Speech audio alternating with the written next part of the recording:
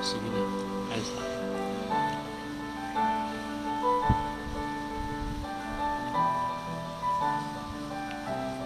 Sige. Maayong buntag akong mga kaigsunan diha kang Kristo. Manghinaot unta ko nga naa mo sa mayong panlawas karon. Karong buntag, maminaw na punta sa pulong sa Ginoo o ang akong pagampo nga mapanalanginan kamo niini. Dili makauban magdugay akong asawa kay naman siya mga buluhaton karon taud mo biya siya aron sa paghimo siyang mga trabaho diri sa balay. Basahon naton pulong sa Ginoo dinhi sa Salmo 30 versikulo 1 hangtod sa 12. Pagampo o pagpasalamat. Giday ko ikaw o Ginoo, kay giluwas mo man ako, ug kay wala mo man tuguti ang akong mga kaaway sa pagbibiay kanako. Nagpakitabang ako kanimo o Ginoo nga akong Ginoong Dios, ug imo akong giayo. Gikuha mo kanako gikuha mo ako gikan sa Sion, ug nihiuban ako sa nangadto sa kailadman. Apan ang kinabuhi ko gibalik mo kanako. Awitig mga pagdaig ang Ginoo, kamo nga iyang balaan nga katawhan. Ug pasalamati siya sa iyang mga nahimo. Dali rang mapuypoy ang iyang kasuko, ug ang iyang kaayo mulungtad hangtod sa kahangturan. Mahimong may paghilak sa kagabhion apan sa pagkabuntag mubanos ang kalipay. Sa dihang nagmauswagon ako, dako ang akong pagsalig, nga dili gayud ako maunsa. Tungod sa imong kaayo o Ginoo, gilig-on mo na ako, sama sa usa ka malig-on nga bukid. Apan sa dihang mibiya ka kanako, nalisang ako. Gisampit ko ikaw o Ginoo, ug nagpakitabang ako kanimo. Unsa may kapuslanan sa akong kamatayon? Kung mahiadto ako sa kahiladman, magadayeg ba kanimo ang mga patay? Makasangyaw pa ba kini sa imong pagkamatinod-anon? Pamatia in taon ako o Ginoo, ug kaluy o Ginoo tabangi ako. Giilisan mog sayaw sa kalipay ang akong kaguol, o giilisan mo ang akong bisti sa pagbangutan sa mga bisti sa pagmaya. Busa dili ako magpakahilom, awitan ko ikaw ug mga pagdaig. O Ginoo nga akong Dios, pasalamatan ko ikaw hangtod sa kahangturan. Magampo ta. Ato'y duko atong mga ulo, magampo ta nga to sa Dios. Ginoo niya kami, pasalamat, gusto kami magdaig sa imo ha. Ug nga akong pagampo Lord, nga kini mga butang among pagatun-an karong buntag, makahatag og inspirasyon o kabag-uhan sa among paglantaw sa kinabuhi. Akong pagampo Ginoo nga ikaw mahimaya sa among kinabuhi, sa diha nga ikaw among daygon ug pasidunggan.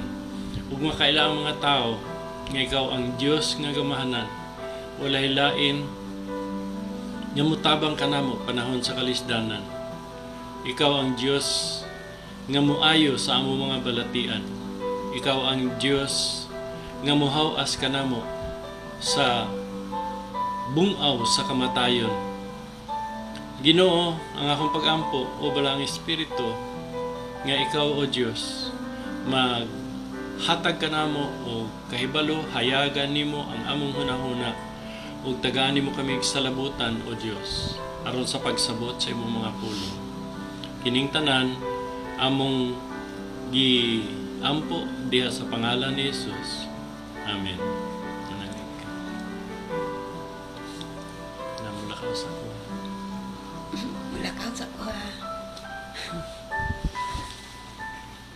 Amen. Sa atong gibasa ganiha, doon ay mga pipila ka mga butang na atong makatunan dito. Labi na si David, iyang gipahayag sa iyang gisulat sa Salmo 30, versikulo 1 hangtod sa 12, nga personal niyang gidaig o iyang giawhag ang mga katawhan sa Dios sa pagdaig kaniya. Unsa may mahimong kayuhan sa mga pagdaig? Ato makita nga sumala pa sa mga pagtuon o sa mga nagtuon sa Biblia, nagsusi sa Biblia nga ang pagdaig sugo kana sa Ginoo dinhi kanato. Ingon pa sa Salmis nga giingon dinhi sa bersikulo 4, awitig mga pagdaig. Awitig mga pagdaig ang Ginoo kamo nga iyang balaang katawhan. Usa ka na kasugo. Sa Salmo 150, versikulo 6, nagingon, let everything that has breath praise the Lord. Gisugo kita sa Ginoo sa pagdaig. Ug ngani dinhi sa David, personal siyang nagdaig sa Dios. Og iyang giingnan ang mga katawhan kamo usab pagdaig. Ngano man, tungod kay ang pagdaig paghimaya sa Dios maong pag-facilitate sa atong agianan padulong ngadto sa Ginoo. Ingon pa sa Psalm 100 verse 4, enter into his gate with thanksgiving and his court with praise. Ang pagdaig mao ang lugar nga diin mo ni atong agianan padulong ngadto sa presensya sa Dios. Ang pagdaig usab igsuon, sultihan ta ka. Usa kini kadakong pagpadayag sa pulong sa Dios nga giingon, praise promotes productivity. Muuswag ug mahimo kitang mabungahon sa ato ang kinabuhi. Sumala sa Salmo 17, versikulo 5 ngadto sa 6, nga sa dihang magdaig kita, when we praise, productivity is maximized, fulfillment is realized, and frustration is neutralized. Muna makita nato nga kining pagdaig importante kayo. Ug kana mo na maghatod kanato ngadto sa kadaugan. Dunay nahitabo sa Daang Testamento sa dihang gipalibutan sa mga kaaway ang hari sa Israel. Wa siya mahibaluon sa iyang buhaton. Nagampo siya ug nagdaig siya. Ug giingnan siya sa Ginoo. Tiguma ang mga kasundaluhan ug tawga ang mga kaparian. Sila'y paunaha aron nga sila mag-awit og mga pagdaig. Ug gihimo kana ni Haring Hezekiah, pagkabuntag mo yang gibuhat, sayo sa buntag, gipa adto niya ang mga kaparian, ang mga Levita, ug sila nag-awit og mga pagdaig ngadto sa Dios. Ug tanawa, ang mga kaaway sa Ginoo, ang ilang mga kaaway na nagpanagan o mikalagyo sa ilang atubangan. Ang pagdaig, it chases away our despair. Ingon pa sa Isaiah 61 verse 3, ingon diha nga praise is like an oil of gladness. Mu hatag kanato og kalipay. Muna ato ang epektibong hinagiban batok sa dautan. Sa Isaiah chapter 14, ako nagtuom nga si Satanas, usa ka maayong anghel ni atong una, apan tungod sa iyahang ambisyon, sa iyahang garbo, nahagbong siya. O tungod sa iyahang tinguha nga mahimo siyang pinakalabaw sa tanan, nahulog siya o gitambog siya ngadto sa kahiladman. He was kicked out in heaven and doomed to destruction due to his desire to be like God. Igsuon, ang pagdaig angay lang nga atong ihatag sa Ginoo. Ato makita dinhi sa Salmo kapitulo 30 bersikulo 1 hantod sa 12 nga si David igsoon personal niya nga gidaig ang Ginoo. Versikulo 3 ingon siya, gidaig ko ikaw o Ginoo. Ang pagdaig sa Dios dili nato ni igsoon ikapamalihog ngadto sa uban sama sa kaniadto ingon ana ang ako ang batasan. Ingon ko kamo nalay simba, iapil na lang ko ninyo sa pagampo. Ang pagdaig igsoon nakabase og nagasukad sa mga dagkong mga hinungdan. Gisulti ni David dinhi, ingon siya, giluwas mo ako sa bersikulo 1. Giluwas si David, si Haring David dunay daghang mga kaaway, bersikulo 1. Si Saul walay puas sa paggukod sa iyaha. Tungod sa kasina, buot patyon ni Haring Saul. Tungod sa kahakog sa gahom, dili siya buot nga mubiya sa iyang trono. Kini si Haring Saul, gusto niyang patyon si David. Og si Haring David usab dunay mga anak, kini iyang mga anak labi na katong si Absalom naninguha pod pag-ilog sa iyahang trono. Og ngani dunay panahon nga mikalagyo siya, milaya siya sa gingharian didto sa iyahang gingharian tungod kay ginaluto siya, gusto siyang patyon sa iyahang kaugalingong mga anak. Mga Pilistiyanhon, mga kalaban gid nila. Daghang kaaway si David. Pero ningon siya, daygon ko ikaw, O Diyos, tungod kay giluwas mo ako, gikan sa ako mga kaaway. Kita usab doon na tayo daghang kaaway. Kawadon, posible dili mga physical nga kaaway, wa tay tao nga kaaway, wa tay kontra.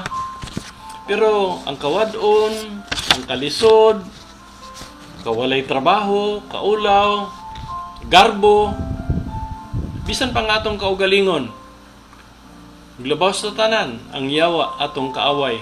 Mao nay numero 1 natong kaaway. Si David, usa sa hinungdan nga iyang gidaig ang Dios tungod kay giluwas siya sa Dios sa iyang mga kaaway. Gidaig usab ni David ang Ginoo kay giayo siya sa Ginoo. Bersikulo 2 sa iyang mga balatian, matud pa niya, nagpakitabang ako kanimo ug imo akong giayo.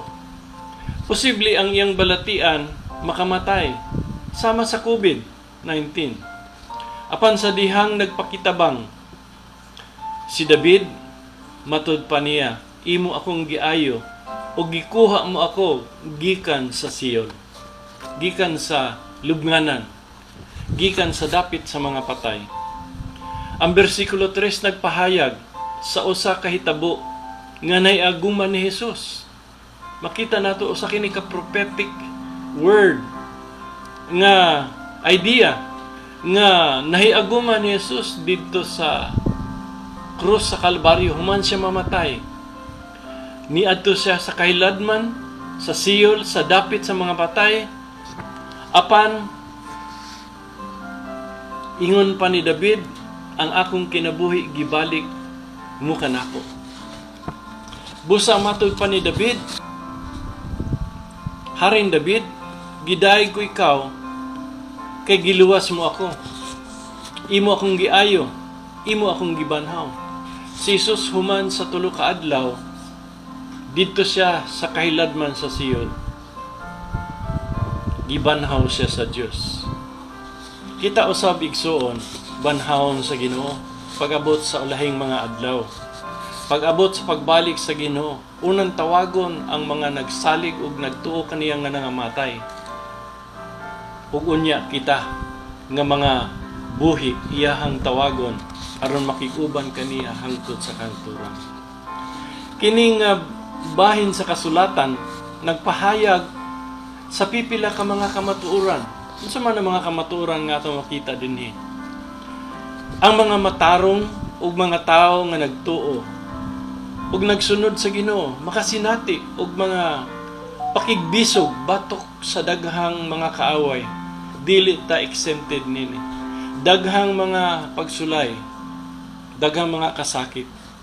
Naay mga panahon nga tugutan sa Ginoo nga kita masakit. Sama ni Lazaro kung nahinumdum ikaw. Sa Juan Kapitulo 11 nga kini si Lazaro usa ka higala ni Jesus, suod nga higala ang iyang tibok pamilya, ug nagsakit siya. Ug matod pa namatay gid siya. Kitang tanan mo agi balatian.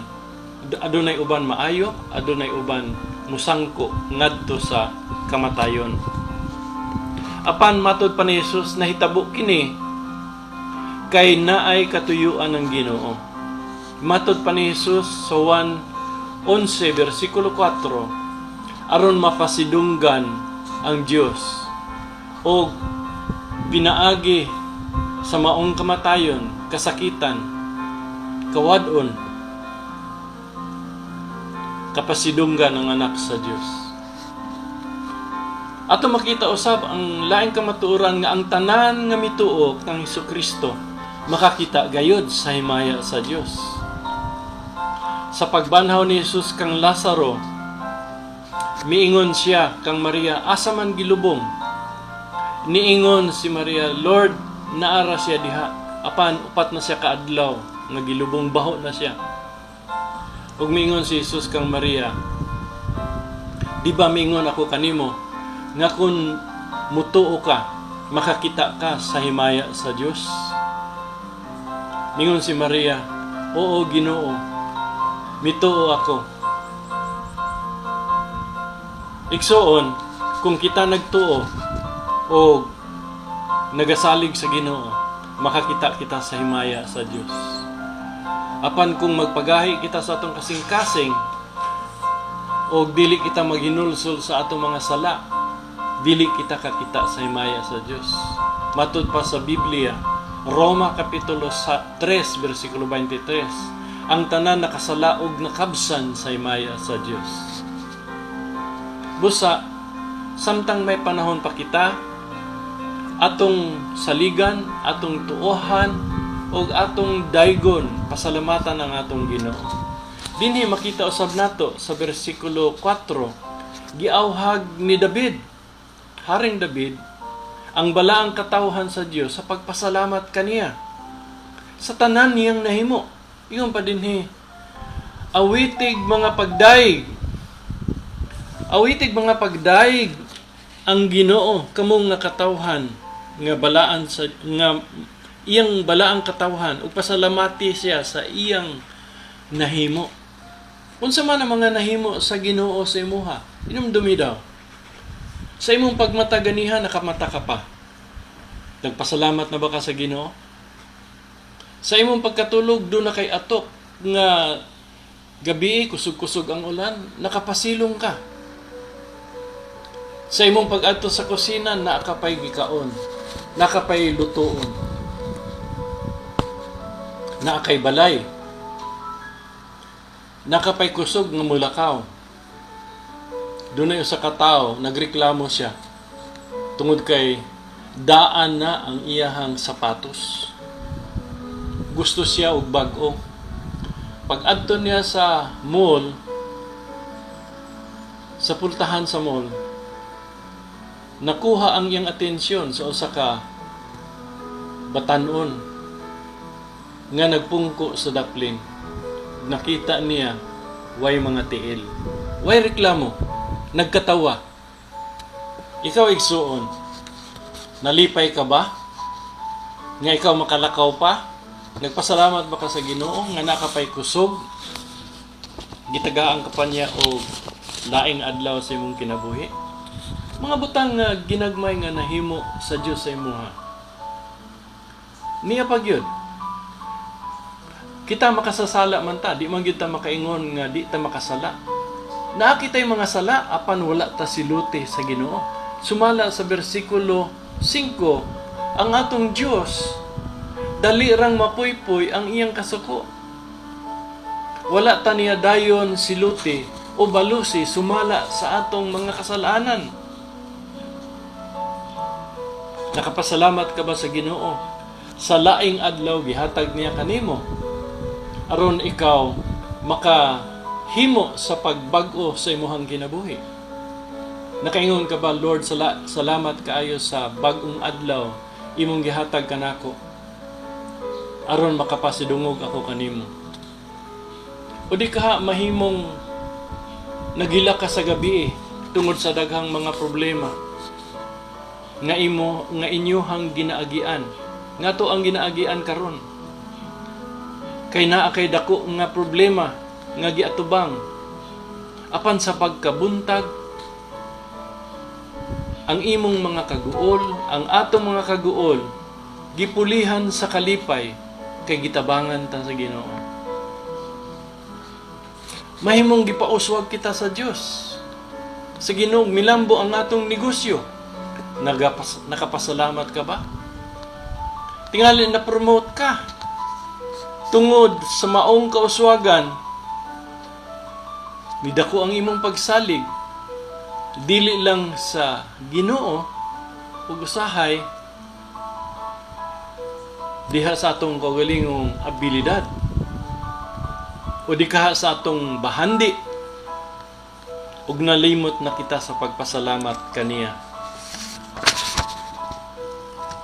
Apan igsuon, nakapasalamat ka ba sa mga butang naghihimo sa Ginoo? Usahay posibleng makalimot kita, musalig kita sa atong kagalingon, sa atong mga nahimo, ug makalimot kita sa Dios. Ug sa dihang musalig ta sa atong kagalingon ug sa mga butang nining kalibutan na mabati nato nga nagkaanan magkalayo ang Dios kay nakalimot man ta sa iya. Ingon si David, sa dihang mibiya ka kanako, nalisang ako. Unsa man ka ang mga posibleng hinungdan nganong biyaan kita sa Ginoo? Adunay sala. Sa Deuteronomy Kapitulo 8, versikulo 11 ngadto sa 19. Basaha lang na igsuon. Kuna kay Biblia abli diha. Apan pasidanan sa Ginoo ang Israel nga kung moabot ka na didto sa yuta nga gihatag ko kanimo ug muuswag ka, mulambo ka, ayaw pagingon sa imong kagalingon nga pinaagi sa akong kusog ug sa akong gahom ug sa akong abilidad, naangkon ko kining tanan. Ug tungod niya na gitugutan sa Ginoo maabot ang mga pagsulay, ang mga kalisdanan o kasakitan sa atong ginabuhi. Gitugutan na sa Ginoo matud pa diha sa Deuteronomy, gipakaon silag mana adlaw-adlaw aron sa pagpahayag nga ang tao dili mabuhi sa tinapay lamang, kundi sa matag pulong nga magagulagikan sa baba sa Dios. Aduna man gyud sala. Usa ni anang maong mga sala kanang gitawag og self-sufficiency. Sa imong hunahuna, dili ka na maunsa. Kay sama ka na sa usa ka malig-ong bukid. Ang resulta na nahimo kang garboso, nakalimot ka na sa pag-ampo. Ug ang tinuod gyud, dili ang Ginoo ang unang mibiya, kundili kita. Yung pa sa Pinadayag, Kapitulo 2, versikulo 3 ngadto sa 4, ang atong unang gugma nawala na. Munaingon siya baliki kung asa ka nahulog. Sa dihang gibati nimo nga gibiyaan ka sa Dios, gibati mo ang kalisang. Tungod kay nagtuo ka nga siya lamang ang imuhang paglaom. Kung wala siya, wa jud kay mahimo. Busa ingon si David ngadto sa mga tao, awiti siya, awiti ang Ginoo, pasalamati siya sa tanan niyang nahimo. Ayaw kalimti, higugmaa ang Ginoo, ayaw pagpasigarbo, pagpakigsandurot kanunay sa Ginoo, pagampo kanunay sa Dios. Usa ka na sa pagpakita kining pagampo igsuon. Usa ka pagpakita, pagpahayag ngadto sa Dios sa imong kumpletong dependence, pagsalig. Mingon si Jesus sa Juan 15:4 ngadto sa 7, kung wala ako, wala ka mo'y mahimo. Mahinungdanon nga samtang buhi pa kita, igsuon. Atong daygon ang Ginoo, kita nga mga katawhan sa Dios ug anak sa Ginoo, giluwas aron pagdaig, pagdeklara, pagpahayag sa iyang kaayo ug sa iyahang kaluwasan. Mga pangutana na ako, ibilin ako diha kanimo karong buntag. Aduna ka ba'y mga problema, pagsulay, sama sa balatian? Ingon sa ato ang sugdan ganiha, ang mga pagdaig mo'y ganghaan diha sa presensya sa Dios. Gibati nimo nga nahilayo ka sa Ginoo, duol nga to sa Dios ug dayga siya. Gibati nimo ba nga ikaw nagapos, gibilanggo, pareha ni atong kahimtang karon ni lockdown, di ta makagawas. Walay kalainan sa panahon ni Apostol Pablo ug ni Silas. Gibilanggo sila, gigapos ang ilang mga kamot. Apan sa tungang gabi, inay nga magkaguol, magsalpiti sila. Pero nagdaig sila sa Dios. Matod pa sa Biblia, ang ilang mga talikala ng tangtang, nangaabli ang pultahan. Buot ka ba maabli ang pultahan sa panalangin sa imuhang kinabuhi? Awiti ug pagdaig ang Dios. Pasalamati siya, dili lang sa mga maayong butang nga miabot kanimo bisan sa mga dautan. Taliwala sa kasakit, pasalamati ang Dios. Pagampo ngadto sa Ginoo, ipahayag kang Hesus. Ikaw lang, O Dios, ang tubag sa tanan kong gikinahanglan. Gisaad ka na sa Dios dinhi kanato. Ingon siya sa bersikulo 11 ngadto sa 12, ingon siya diri, giilisan mog sayaw sa kalipay ang akong kaguol.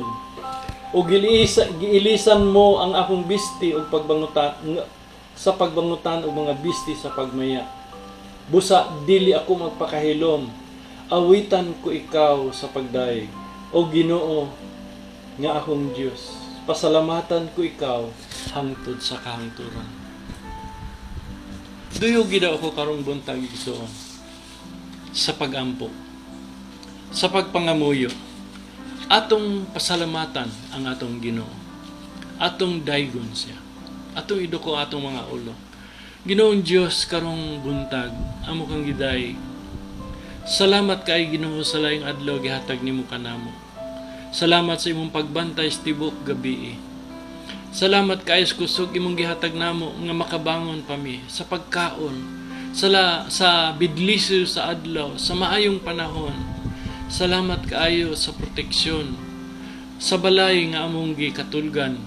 Salamat kaayo Ginoo sa kusog aron kami makahimo pa sa pagdaig kanimo. Labaw sa tanan, salamat sa pasaylo nga imong gihatag. Wala nimo kami balusi sumala sa among mga kasalanan. Hinunua gihatag pa nimo kining adlaw aron makahatag kami himaya sa imuha. Pasaylua kami o Dios sa mga panahon nga makalimot kami kanimo ug mahimo kaming mapasigarbuhon. Pasaylua kami o Dios. Ug ako nagampo Lord nga bisan kinsa nga adunay balatian karon, dunay gihambin nga mga kasakit ug mga pag-antos. Ituyod ang imong mga kamot, ayuha, O Dios, ang imong mga anak. Ang mga balaang katawhan nimo, O Dios, ituyod ang imong mga kamot, O Dios, sa pag-ayo, pagpatagbo sa imuhang kaayuhan, milagro, panalangin silang kinabuhi. Ginoo, ako nagampo, O Dios, nga niining panahon sa lockdown, dili mi makagawas na aramidri sa among balay. Ang among mga baba mapuno sa mga pagdaig, mga pagpasalamat. Ug nasayad mi Ginoo nga amon ang buhaton. Dili ka bakakon, O Dios, tumanon nimo imong saad. Ang imong panalangin, imong ibubo, imong ipaabot dinhi kanamo. Sumala pa sa Salmo 34. Ang mga batanong leon magutman apan ang mga nagsalig kanimo dili gid makulangan. Salamat kayo, O Dios. Sama ni Haring David, ingon siya, gikan sa akong pagkabatanon ug ako tigulang na, nakita ko nga wala gyud pasagdi sa Ginoo ang mga nagsalig sa iya. Giampo nako ang akong mga kaigsuonan diha sa Annex City Jail, ang mga senior citizen, O Dios. Lord, kaluy tabangi sila. Tabangi sila, Ginoo, nga makadawat sila og parol o dikaha, Ginoong Dios, pasaylo ug sila makabalik na silang pamilya.